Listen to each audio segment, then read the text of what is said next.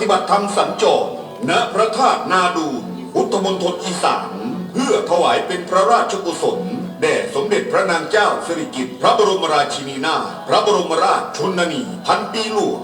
และร่วมไว้อาลัยแด่ทหารผู้กล้าในวันที่ 17 และ 18 มกราคม พุทธศักราช 2569 จัดโดยทีมงานธรรมอากาลิโกในงานร่วมปฏิบัติธรรมและฟังเทศฟังธรรมจากครูบาอาจารย์ทั่วฟ้าเมืองไทยฟังเทศซอกแจงอีสานเหนือติดต่อสอบถามหรือติดต่อร่วมบุญได้ที่พระครูอุดมวรานุวัตรสำนักปฏิบัติธรรมวัดศรีอุดมวงศ์ 089-840-4968 อีสานใต้และอีสานกลางติดต่อสอบถามหรือติดต่อร่วมบุญได้ที่พระครูปริยัติโพธิธรรมวัดอารามมงคล 084-034-4606 พุทธศาสนิกชนผู้ใจกุศลร่วมบุญบูชาธรรมออนไลน์ได้ที่มูลนิธิพุทธธรรมนำชีวิตวัดศรีอุดมวงศ์บัญชีธนาคารกรุงเทพเลขที่บัญชี 416-068-3555 ร่วมงานบุญในครั้งนี้ได้มหากุศลญาสนพระบรมธาตุนาดูลเป็นนาบุญอบอุ่นทางใจโครงการกระปุกออมบุญกองทุนธรรมทานวันละบาทสืบสานพระพุทธศาสนา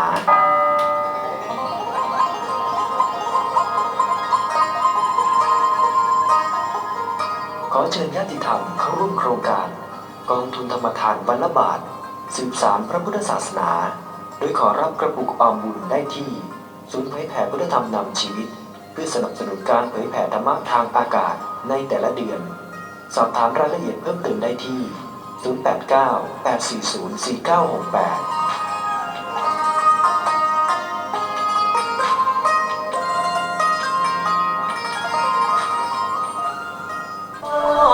กราบลงนมัสการบนบานกราบพระธาตุนาดูลลูกหลานมาพึ่งบุญ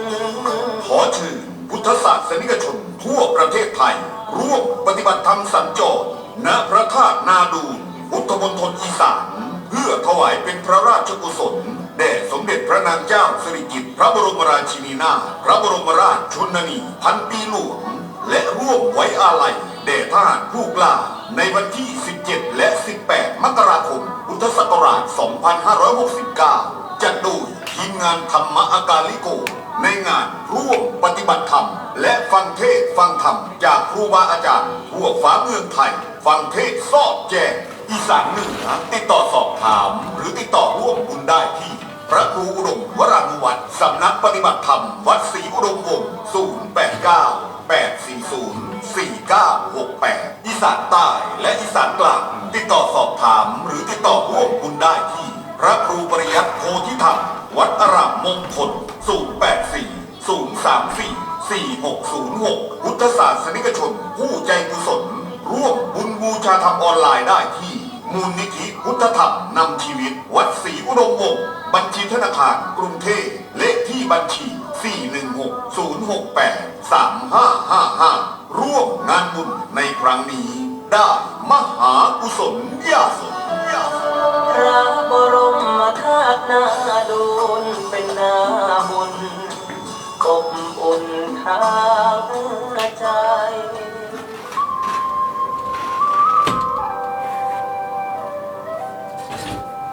ขณะนี้คุณกำลังให้เกียรติติดตามรับฟังสถานีวิทยุกระจายเสียงสาธารณะเพื่อการเผยแพร่พระพุทธศาสนาและวัฒนธรรมจังหวัดเลย FM 101.75 เมกะเฮิรตซ์ทำการออกอากาศจากศูนย์เผยแผ่พุทธธรรมนำชีวิตวัดศรีอุดมวงศ์บ้านน้อยนาตำบลศรีสงครามอำเภอวังสะพุงจังหวัดเลยวิทยุเพื่อเป็นสื่อกลางสร้างสรรค์สังคมพัฒนาคนด้วยหลักพระพุทธศาสนาเผยแพร่ศิลปะและวัฒนธรรมที่สืบทอดมานำเสนอข้อมูลข่าวสารสาระและบริการสู่สังคมท่านสามารถติดตามรับฟังรายการธรรมะที่หลากหลายจากทางสถานีได้ตลอด 24 ชั่วโมงและท่านสามารถติดตามรับฟังทางอินเทอร์เน็ตได้ที่ www.leipbs.net โทรศัพท์ 080416280842851151 ช่วงเวลาต่อจากนี้ไป ขอนำทุกท่านเข้าสู่รายการคลินิกพุทธธรรมดำเนินรายการโดยพระครูอุดมวรานิวัฒน์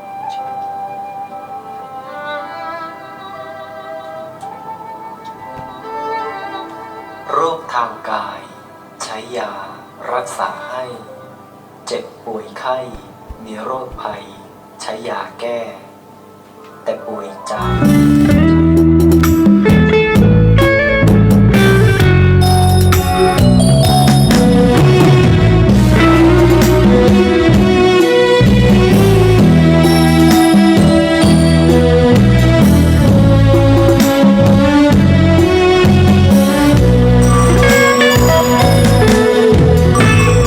เสียงเพลงลอยลิวลัดทิวเขา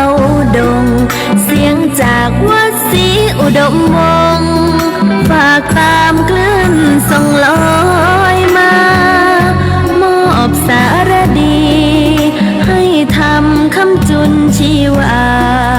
ทูลชาติเธอศาสนา สถาบันมิ่งขวัญชาวไทย ด้วยใจมุ่งมั่นร่วมกันเถิดทูลสรรสร้างในทางสายบุญ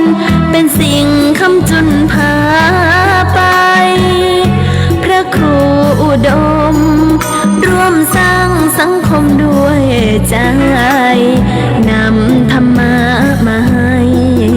เหมือนส่งยาใจมอบมา วัดศรีอุดมวงศ์เปรียบปานบ้านเมตตาธรรม มีกิจกรรม หวังให้หลักธรรมนำพา ปลอบใจไข้ป่วย ด้วยอุ่นให้บุญเป็นยารอยยิ้มเต็มหน้า บุญพาให้ใจงดงาม ด้วยงานการสื่อให้คือสำคัญ บอกถามถึงกันและกัน ให้เป็นแก้วขวัญคุณคำ เทิดประเพณีบูชาทั้งวัฒนธรรม ให้สิ่งดีงาม ด้วยธรรมนำคนสุขใจ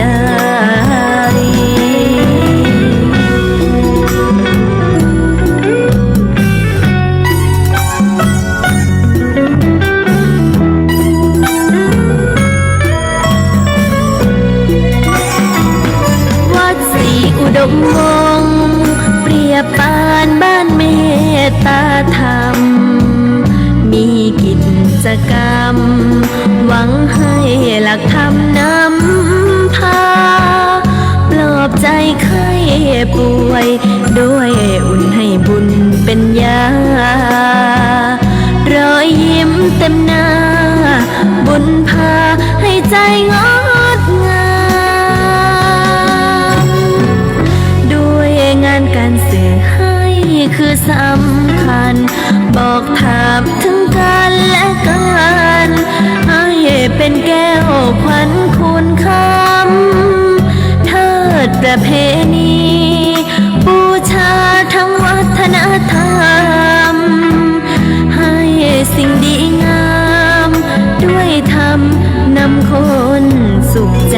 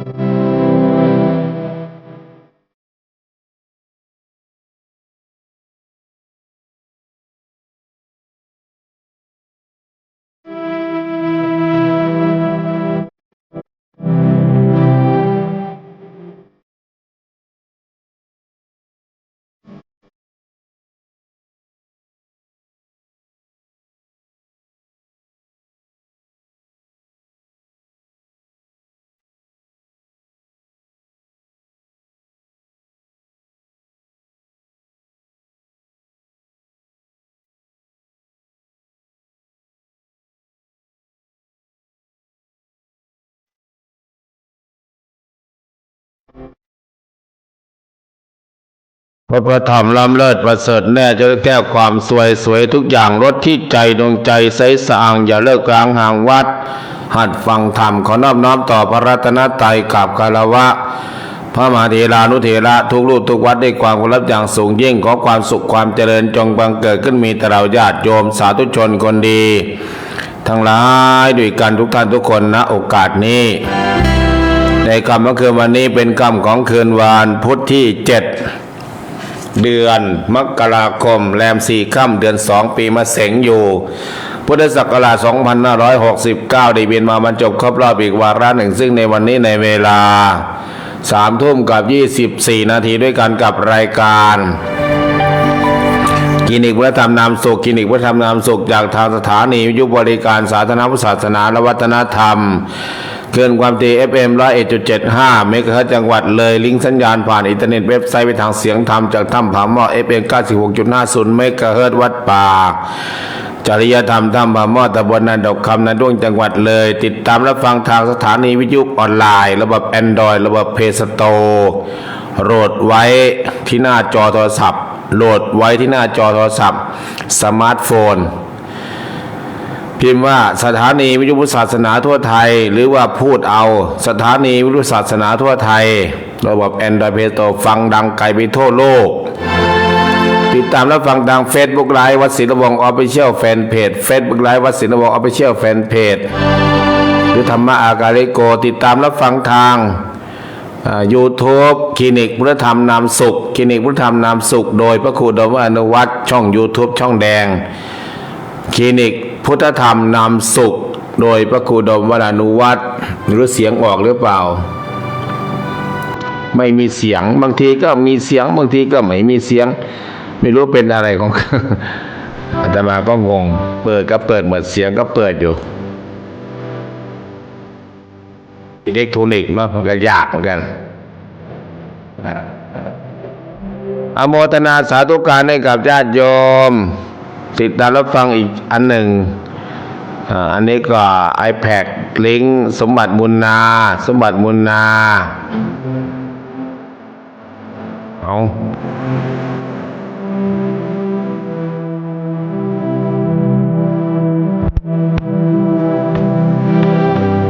อ่านหมดตัวเนี่ย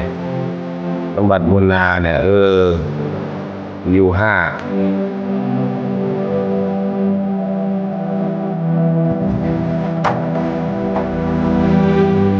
ว้าวตับหัว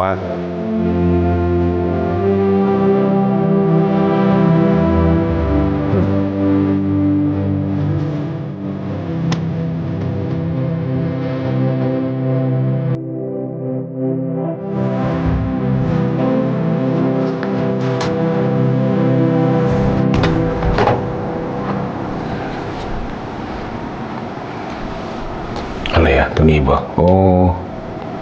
เห็นกล้องไปเลยมันเป็นยังครึ่งเดียวพอ ยังฟังมันชาร์จถ่านถ้าไม่กับถ่านไม่มีอนุโมทนากับ Facebook ไลฟ์เนาะแม่บุญศรีทวีลาธรรมกาลิโกยอมอะไรวะปัจโฉชัชวานขาดนสการสุวรรณีเสียงไม่มีเสียงอะไรไม่มีเสียงอีกมีอยู่นะเสียงเนี่ย Facebook ไลฟ์ธรรมะอากาลิโกนี่มีอยู่นะพระพรไม่ใช่พระโยมพรศรีพุทธา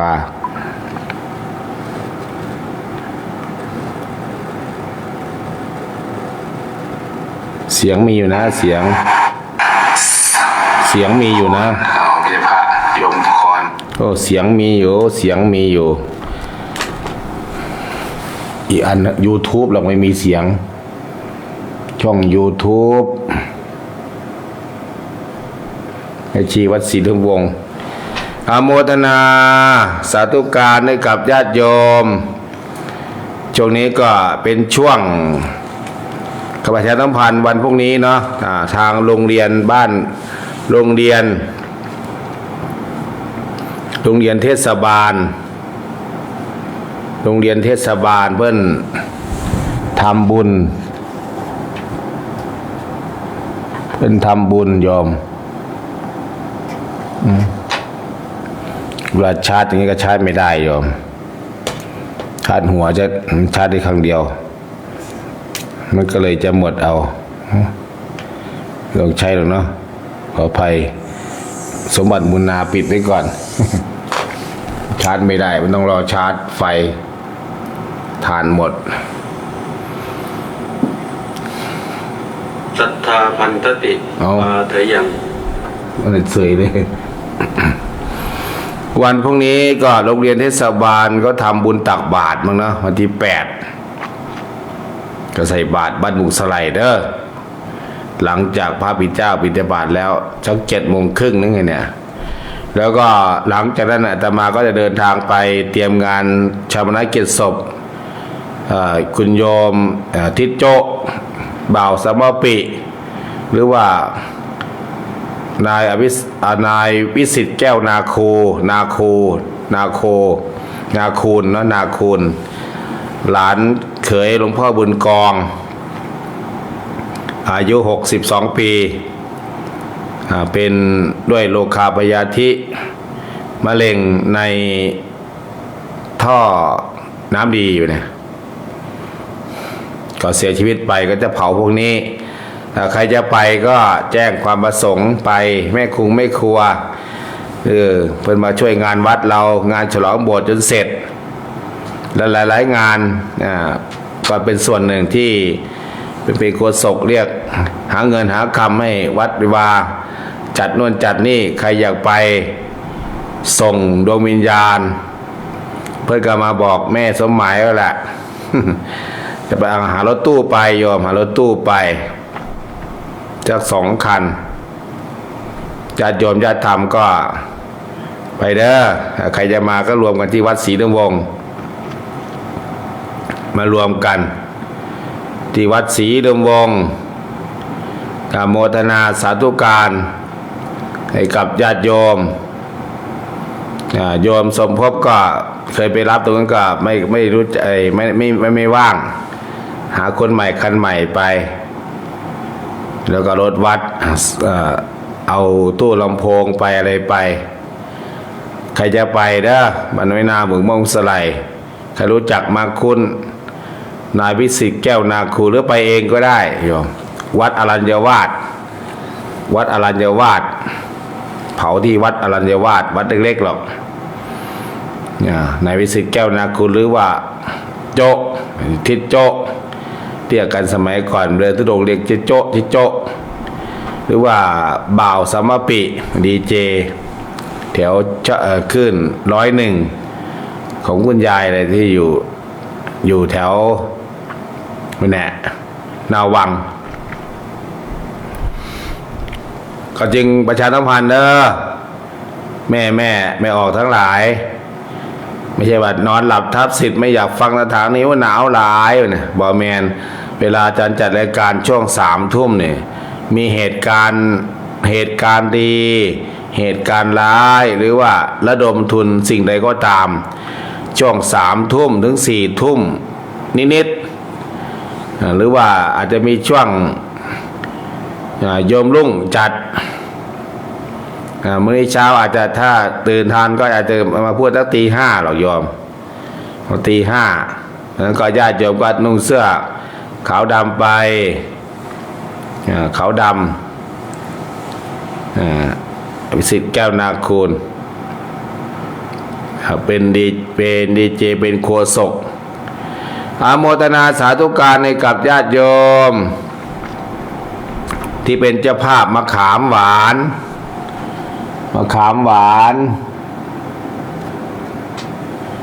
ก็น้องลุงก็อ่านประชาสัมพันธ์เนาะมีกี่กิโลได้ แม่นั้นแม่นี้ต่างๆ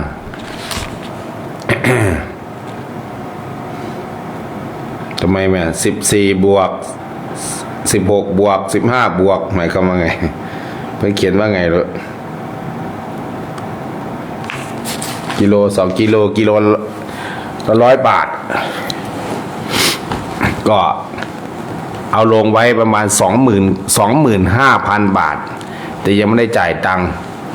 ก็ยืมตังค์เขาจ่ายไปก่อนเพื่อญาติโยมมีเจ้าภาพก็อ่านรายชื่อรายนามเนาะรายชื่อรายนามที่เคยมาแม่พาวันมาเมืองเลยไม่ก็เขียนเมืองเลยเขียนจังหวัดเลยจะมา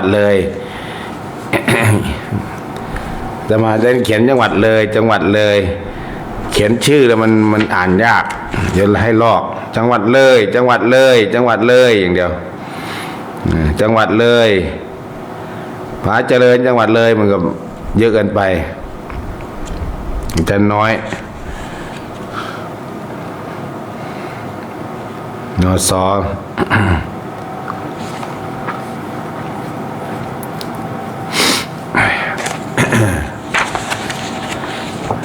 ขอโมทนาสำหรับญาติโยมพระครูโดมวรานุวัตรสนับสนุนการเผยแผ่การเดินทางพระธาตุนาดูลก็ 1,000 บาทแม่บุญศรีสวิลาไม่หวานเป็นหวัดแม่น้ำมูกไหล วันนี้ก็เมื่อวานกินยาไป2 เม็ดเมาทั้งคืนทั้งวันตอนเช้าก็ยังเมาต่ออีกวันนี้ว่าจะกินสักเม็ดก็ไม่กล้ากินน้ำมูกก็จะไหลอยู่แต่ก็ห้ามไหลละแม่บุญศรีเวลา500 บาทแม่ใบเสียงสา500 บาทโยมไม้ทันจากกทม500 บาทแม่บอกมณีแก้ว300 บาทแม่ต่อตุ่น300 บาทแม่แอม300 บาทแม่สมจิต300 บาทแม่หญิงแม่สมหญิงมีชื่อ300 บาทแม่สมหมายชยา300 บาทแม่นสรุดี200 บาทแม่โอ200 บาทแม่แตงอ่อน200 บาทแม่ละไม้200 บาทแม่บัวจากวัฒนธรรม200 บาทแม่ทั้งสุนบริวัน200 บาทแม่น้องนางหนองเจ้า200 บาทแม่ทองศรีเพ็งธรรม200 บาทแม่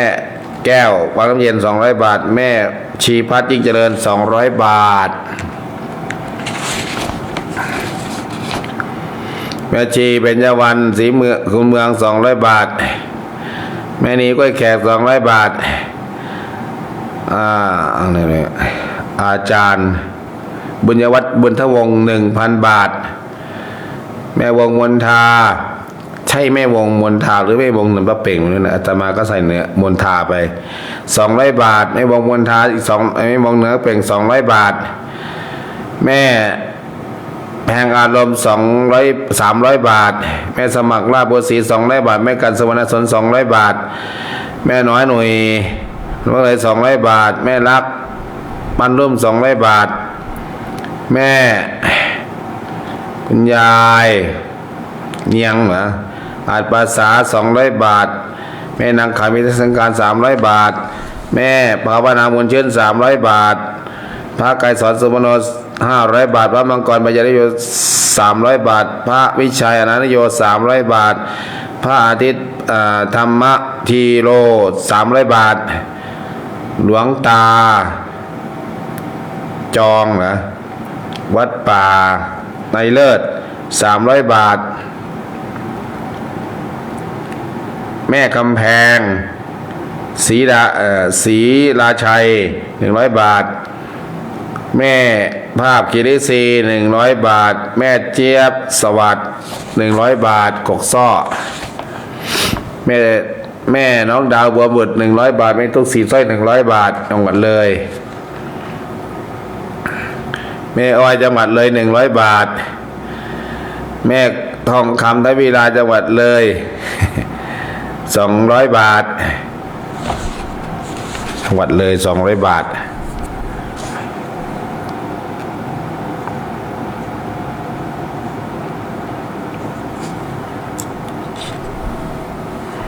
น้องทอฝันจังหวัดเลย200 บาทยายชั้น100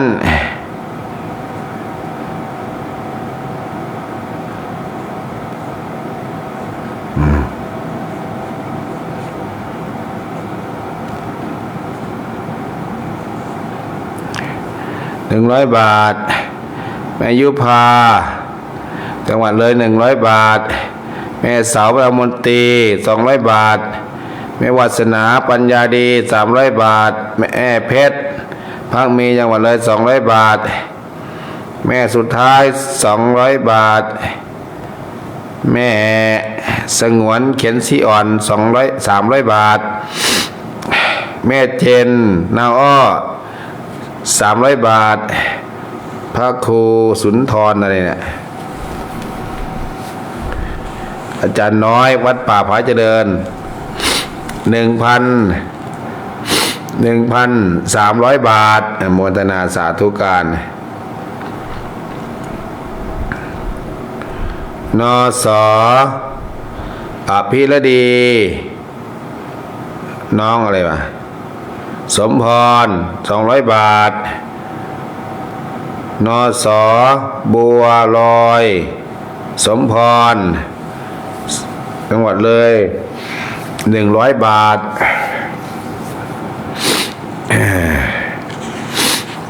เข้าห้องเลยจะได้การกันน้ำมูกก็จะมาอีกไว้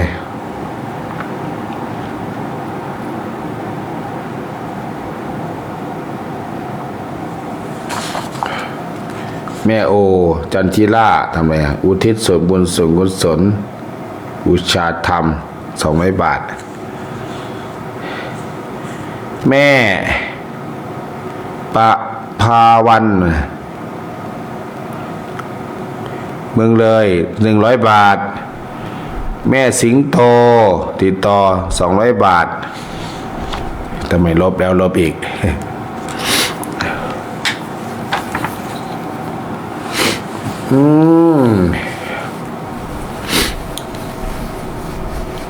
น้ำมูกนี่มากไงน้ำมูกนี่น้ำเหื่อยังพออยู่นะน้ำมูกนะ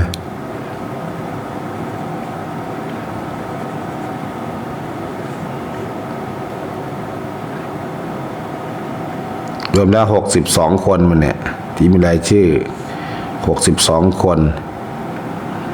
โอเคละ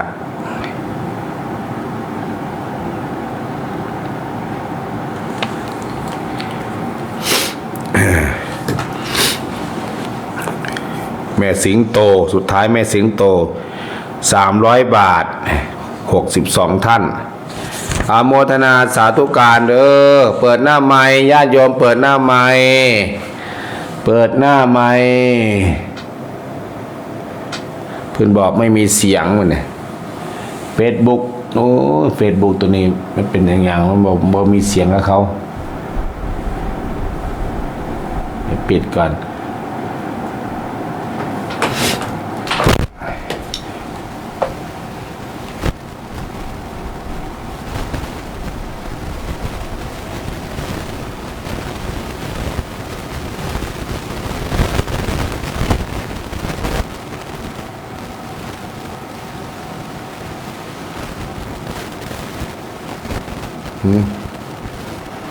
เปิดสปอร์ตจักหน่อยเนาะเปิดสปอร์ตเดี๋ยวค่อยเปิดหน้าไมค์เปิดสปอร์ตก่อนสปอร์ตงานแล้วนี่แหละยายแพงอารมณ์นอนแล้วบอกยายแพงอารมณ์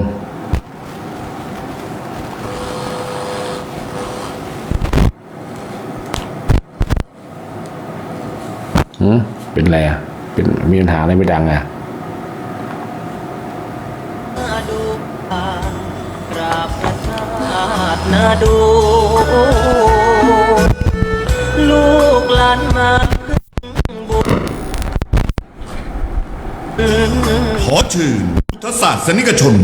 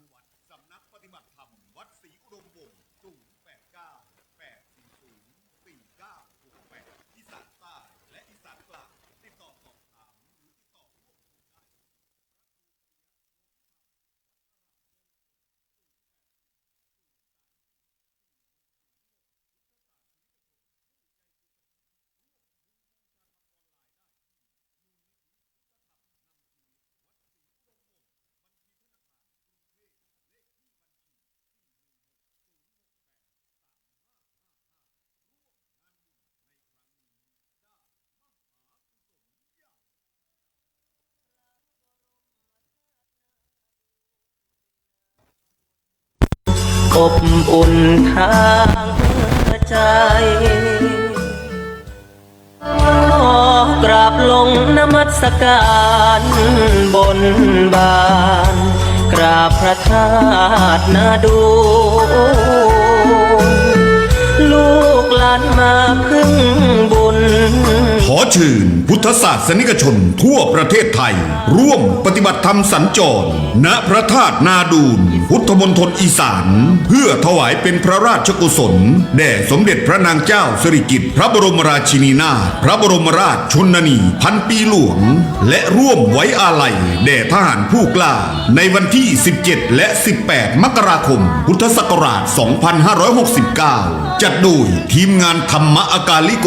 ในงานร่วมปฏิบัติธรรมและฟังเทศน์ฟังธรรมจากครูบาอาจารย์ทั่วฟ้าเมืองไทยฟังเทศน์สอดแจ้งอีสานเหนือติดต่อสอบถามหรือติดต่อร่วมบุญได้ที่พระครูอุดมวรานุวัตรสำนักปฏิบัติธรรมวัดศรีอุดมวงศ์089-840-4968 อีสานใต้และอีสานกลางติดต่อสอบถามหรือติดต่อร่วมบุญได้ที่พระครูปริยัติโพธิธรรมวัดอารามมงคล084-034-4606 พุทธศาสนิกชนผู้ใจกุศล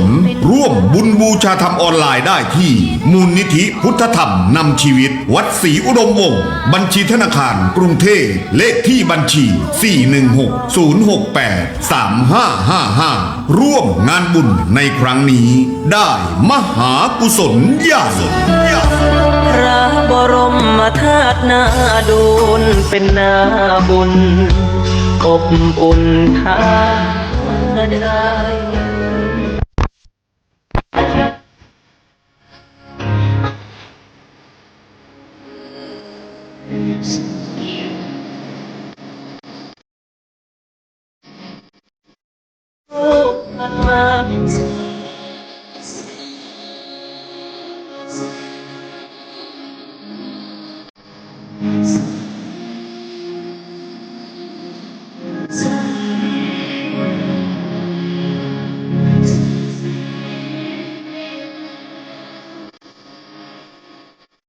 ชุกุศลแด่สมเด็จพระนางเจ้าสิริกิติ์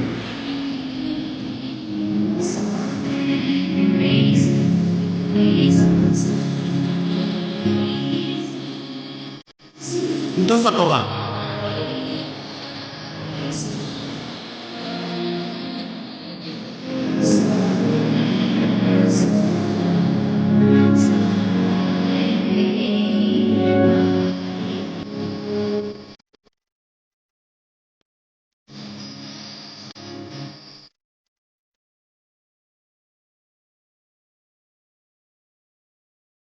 บู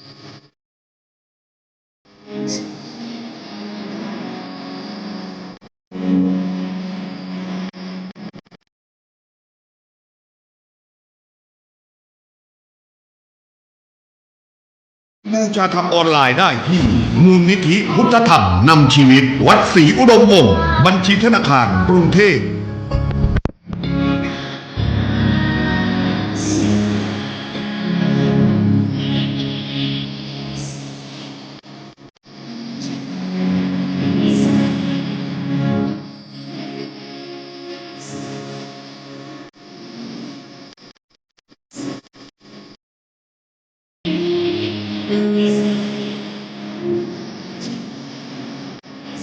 เปิดหน้าไม้ญาติโยมเปิดไม้เปิดหน้าไม้แล้วเปิดหน้าไม้มีใครโทรไหมหลับกันหรือยังเนาะอากาศเย็นๆหนาวๆหลับกันหมดหรือยังฮะนอนหลับทับสิทธิ์ก็อย่าลืมไหว้พระสวดมนต์ก่อนนอนกินอิ่มนอนหลับสบายกันนึกอย่าลืมนึกถึงทหารอยู่แนวหน้าทหารพรานตำรวจตชด.อยู่แนวหน้าสวดมนต์ไหว้พระแผ่เมตตาให้ลูกให้หลานได้แคล้วคลาดปลอดภัย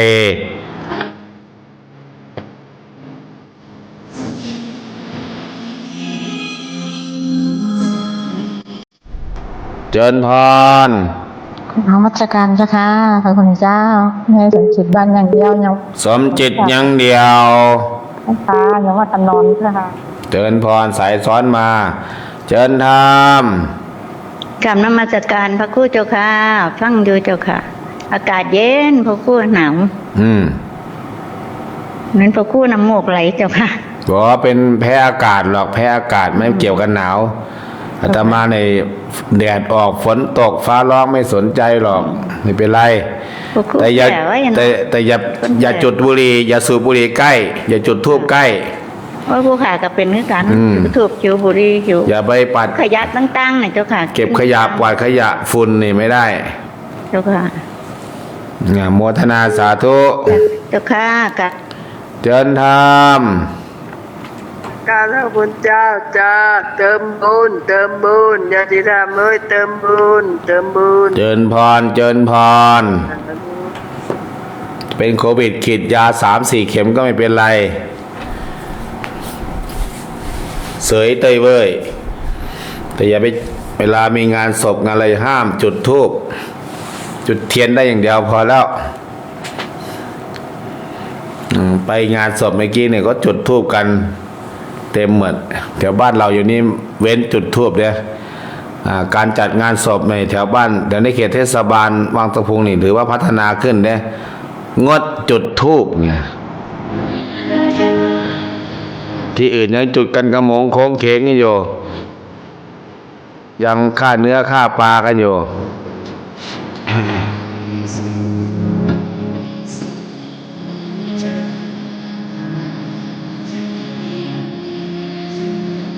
อโมทนาสาธุการให้กับญาติโยมที่ติดตามรับฟังใครยังไม่หลับก็โทรศัพท์เข้ามา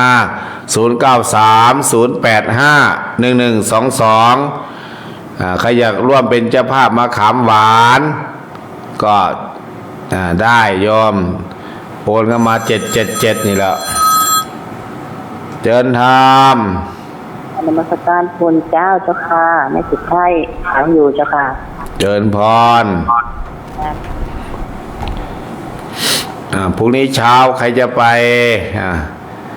หลังจากทำบุญตักบาตรแล้วจะไปร่วมงานเผาชาปนกิจศพโจ๊ทิศโจ๊หรือว่าบ่าวสามปีหรือว่าโฆษกที่มาช่วยงานวัดศรีนวงศ์เนี่ยอภิสิทธิ์แก้วนาคูณหรือว่าเจ้าพิธีทำเททองหล่อพระนู่นนี่นั่นต่างๆมันลาละจากโลกนี้ไปแล้วก็พรุ่งนี้จะไปเผาแถวบ้านไม้นาบุญมุ่งสไลก็ไป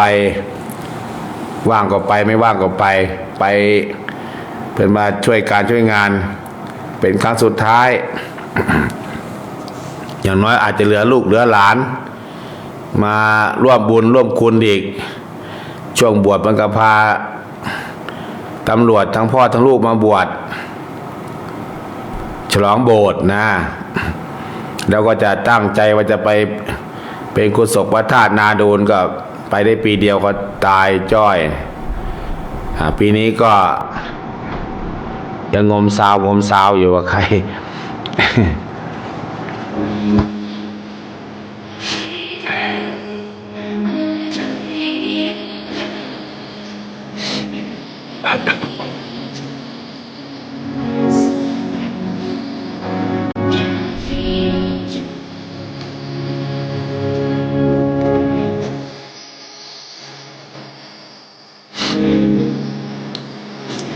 แคบ0930851122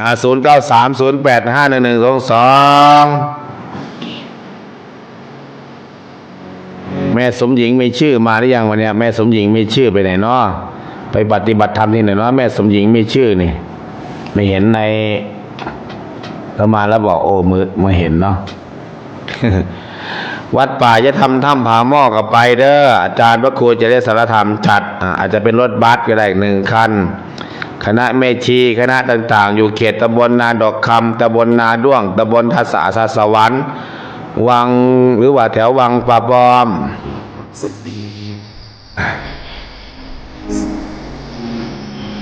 ก็ไปกับหรือว่าแถวเชียงกงก็ไปกับอาจารย์พระครูจริยะสารธรรมได้เชิญธรรม กราบนมัสการเจ้าค่ะพระอาจารย์แม่สว่างก็ฟังอยู่เจ้าค่ะเติมบุญตื่นพรตื่นแล้วยังหลับหรือหลับไปแล้วหรือตื่นมาหลับตื่นนะพระอาจารย์ไม่ได้หลับง่ายได้วันนั้นก่อนเชิญธรรมกราบนมัสการเจ้าค่ะพระอาจารย์โอ้แม่ครูหญิงเอิ้นไปนานแล้วเพิ่งได้ยินบ่ได้ยินทุกวันเจ้าค่ะแต่โยมไปร่วมทำบุญบ้านพี่สาวแล้วก็หลับก่อนเจ้าค่ะแล้วก็บางวันก็ได้ฟังนิดหน่อยอย่างนี้เจ้าค่ะพระอาจารย์ก็ปิดรายการก่อนเจ้าค่ะพระอาจารย์เจ้าค่ะหยิบบ้านโยมน่ะได้6 ที่นั่งแล้วทีนี้อยากรวมกับแม่บัวได้ไหมเจ้าค่ะจะได้นั่งรถตู้เขาจะได้มารับส่งถึงบ้านอย่างนี้นะเจ้าค่ะได้แม่บัวได้กี่ที่นั่งเหรอเจ้าค่ะแม่บัวได้น่าจะ3 ที่นั่งมั้ง3เจ้าค่ะหาเพิ่มอีก1แม่นั้นไปว่าแม่นงรวมแล้วเจ้าค่ะบ้านโยมเป็น5เป็น6กับแม่นงเจ้าค่ะเอารถตู้ไปก็ได้เจ้าค่ะเพราะว่าจะได้รับส่งด้วยอย่างนี้นะเจ้าค่ะรับส่งดีรถบัสโอนให้อาจารย์นิรุตนั่นแหละเจ้าค่ะพร้อมผู้โดยสารหารถด้วยนะเจ้าค่ะได้เดี๋ยวเอาได้เลยอันโยมบอกให้น้องบัวโทรหน่อยเจ้าค่ะโยมจะได้ขอเบอร์เจ้าค่ะบอกเบอร์ด้วยน้องบัวโยมบัวโทรหน่อยข้าจะหลับจนขอบตาดำแล้วมันหลับเลยนั่งหนาเรามาอ้างว่าพระอาจารย์เจ้าค่ะโยมจองมะขามหวานจองบุญด้วยเจ้าค่ะกี่กิโล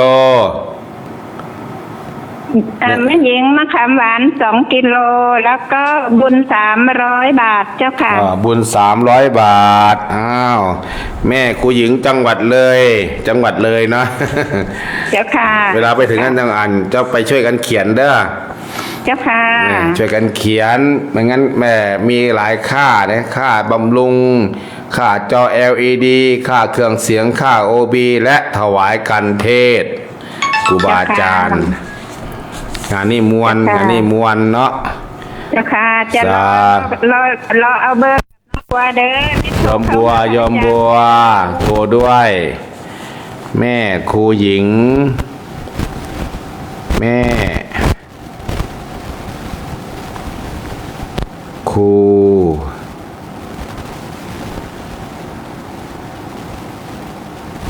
หอยอ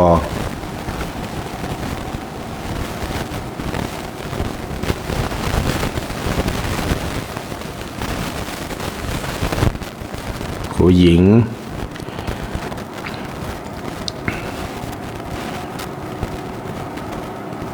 จั จังหวัดเลย300 บาท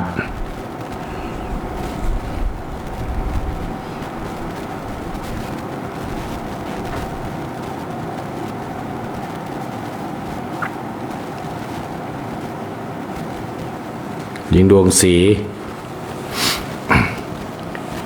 มะขามหวานมะ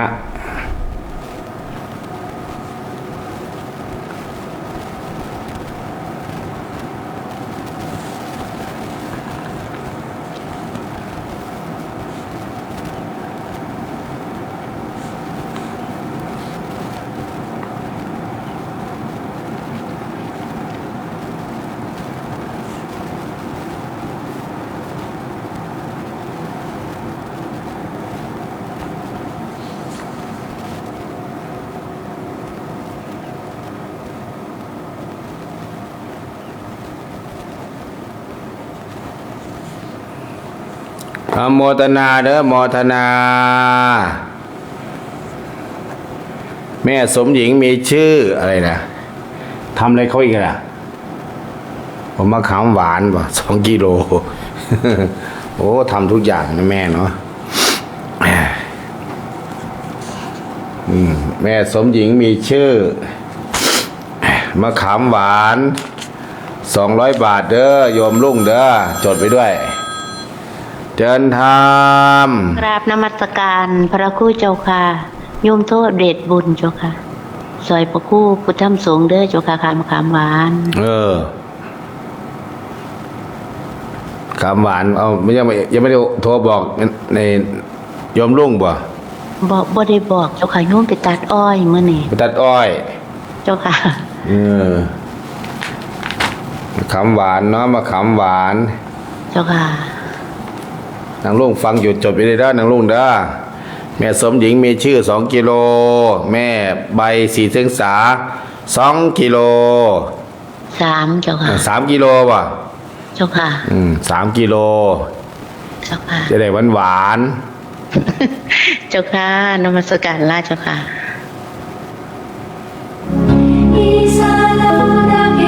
กฤกิจพระบรมราชินีนาถพระบรมราชชนนีเดินทางมันอยู่นี่บ่อะไรเนี่ย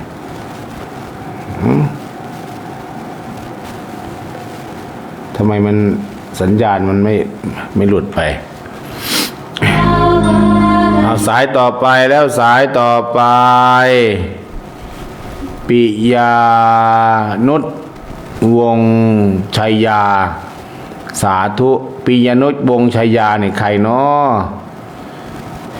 จากบ้านไหนยอมปิยานุชวงชัยยาอนุโมทนาที่รับฟังเด้อขอบบุญขอบคุณต้องบอกพิกัดนิดนึงคือวันนี้ต้องเปิดเผยพูดจริงทำจริงอยู่วังสะพุงอยู่เมืองเลยอยู่นาด้วงอยู่ปากชมอยู่จังหวัดเลยเรา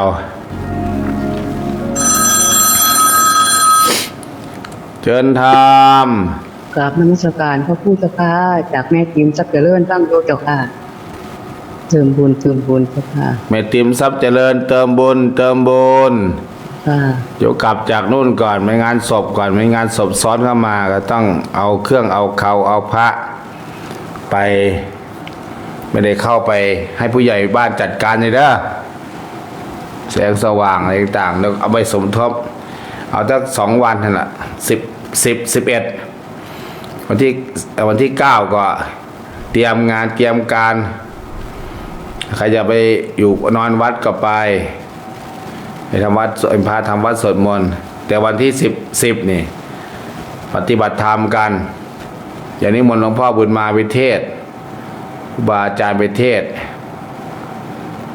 พากันไปเยอะวันที่10นี่วันที่10วันเดียวฟังเทศสัก2-3 กันถ้าแต่ว่าเน้นวันที่9ที่10 11เช้า9 กันหนึ่ง10 กันหนึ่งก็นอนเช้าทำมันก็ไม่เกิดประโยชน์อย่างน้อยก็มีคนไปฟังสัก50 คน100 คนก็ดีพากันไปฟังเทศฟังธรรมกันตอนเช้าก็วันที่ 11ทำบุญตักบาตรถวายพระป่าตามนั้นเนี่ยอาตมาก็ต้องหาคนขึ้นรถหามะขามหวานประสานงานน้ำดื่มน้ำใช้ประสานงานโรงทานที่จะไปเพาะทอดนาดูน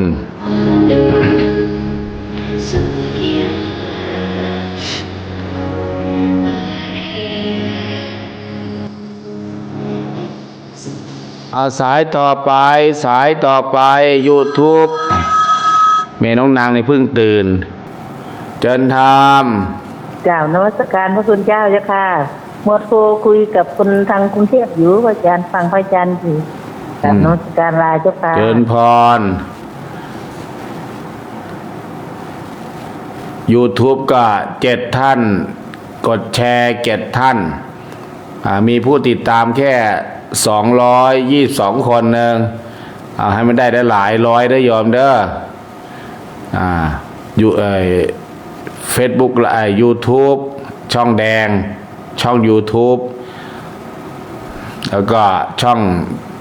น้ำเงินก็คือ Facebook ไลฟ์วัดศรีระบองออฟฟิเชียลสมบัติบุญนาเปิดไม่ได้โยมไม่ถึงกลุ่มหนึ่งก็บอกหวยมันออกวันที่17มันไม่ออกวันที่16ว่าวันอะไรนะวันครูวันครูก็ออกไปล้อเดือน16ไม่ออกเลยว่าอย่างนั้นไม่ไปอย่างนั้นหรือหวยออกก่อนแล้วค่อยไปเรื่องของโยมเนาะหลายคนเนี่ยยังคาเรื่องแต่หวยน่ะที่ไม่ได้ไปเพราะว่าคาหวย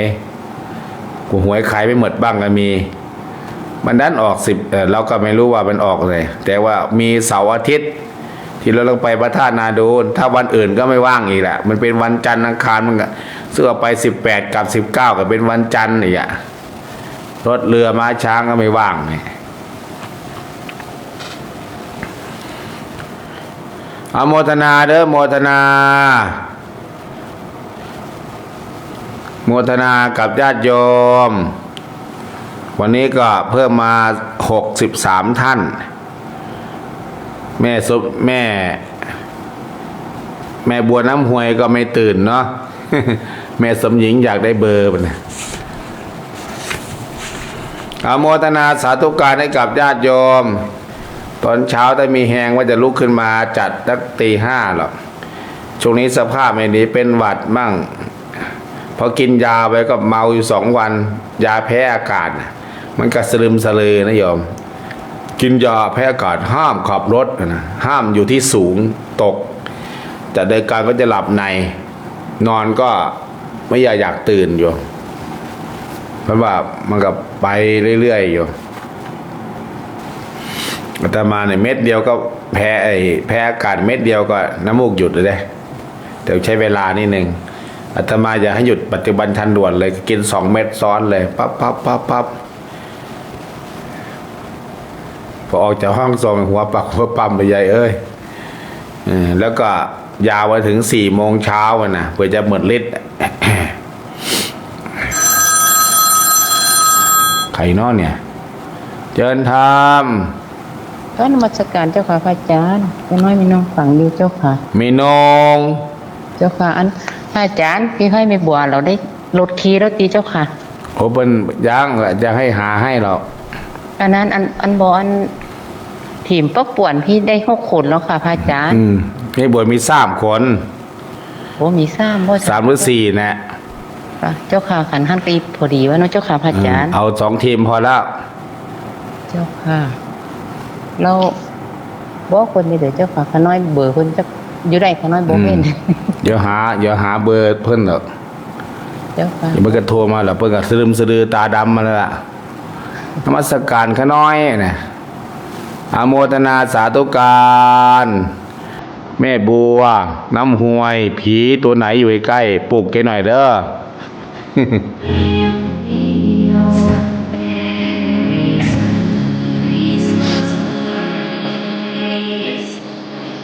แม่เมื่อเช้าแม่โทรมาว่า ตัวแม่ป่วยเซียนมันนะเมื่อคืนฝันเห็นอาจารย์ซองเทียแรกอะนอนข้างล่างหลับวันอาจารย์ประสบอุบัติเหตุไปนะเทียซองขึ้นไปข้างบนกับฝันอีกไปนะอาจารย์เป็นย่างบ่ไปนะถามอาจารย์บ่เป็นย่างอยู่บ้านอยู่วันเนี่ยเป็นหวัดน้ำมูกไหลเฉยหรอกคนที่ตายนั่นโจ้นหรอกไม่ใช่อาตมา ที่โจ้บ่าวสัมภปินาวิสิตแก้วนาคูลนั่นหรอกโฆษกประจำวัดศรีนวงศ์ผู้ชาย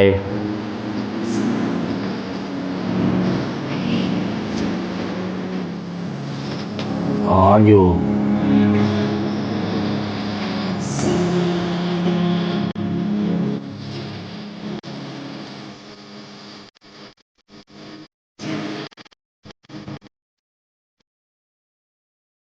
เวลา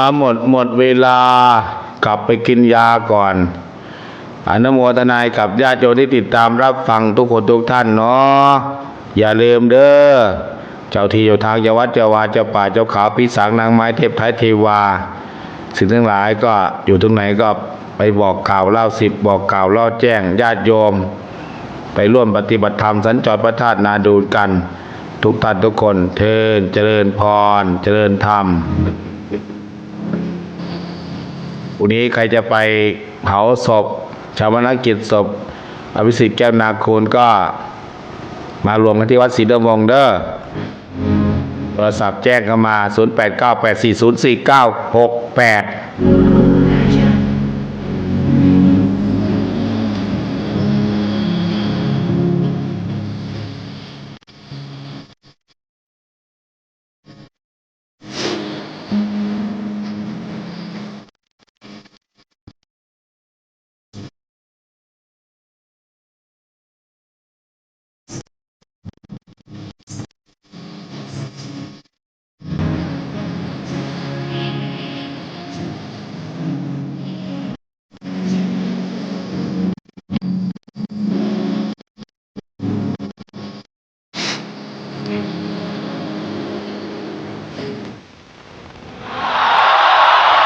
ไฟเข้าให้น้ำไปที่หลบภัย